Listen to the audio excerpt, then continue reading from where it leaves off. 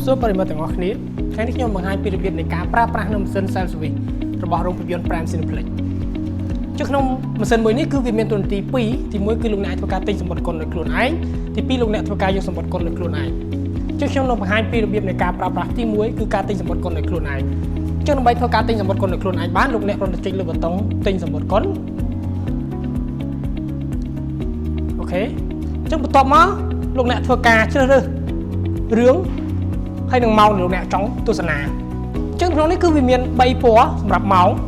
ពណ៌ប្រផេះគឺមានន័យថាម៉ោងដែរផុតការបញ្ចាំងហើយ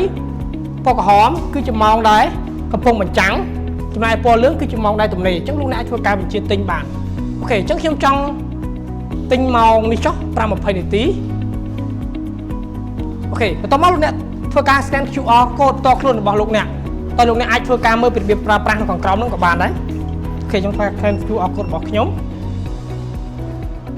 អូខេអញ្ចឹងមកដល់ចំណុចមួយនេះគឺលោកអ្នកអាចធ្វើការជ្រើសរើសកៅអីដែលលោកអ្នកពេញចិត្តអញ្ចឹងខ្ញុំធ្វើការជ្រើសរើសកៅអីមួយនេះចុះ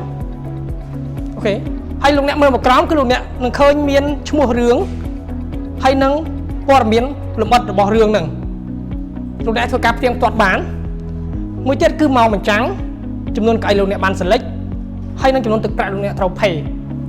ហើយសម្រាប់ការ pay គឺមាន4ប្រភេទទី1គឺការ pay តាមរយៈ Prime Wallet ទី2គឺការ pay តាមរយៈ ABA ទី3ការ pay តាមរយៈ Wing និងទី4ការ pay តាមរយៈ True Money អញ្ចឹងក្នុងចំណុចមួយនេះគឺខ្ញុំនឹងបង្ហាញនៅរបៀបនៃការ pay ទី1គឺការ pay តាម Prime Wallet ដល់លោកអ្នកគ្រាន់តែចុចលើប៊ូតុង Prime Wallet បន្ទាប់មកលោកអ្នកចុចលើប៊ូតុងយល់ព្រមអូខេតែប៉ុណ្្នឹងគឺជាការស្រេចអញ្ចឹងអ្នកក៏ចាំយកសម្បត្តិគុណរបស់លោកអ្នកអូខេនេះសម្បត្តិគុណជាងអាចទស្សនាបានហើយខ្ញុំសូមអរគុណនិងជម្រាបលាដល់ប្រិយមិត្តទាំងអស់គ្នាបាយ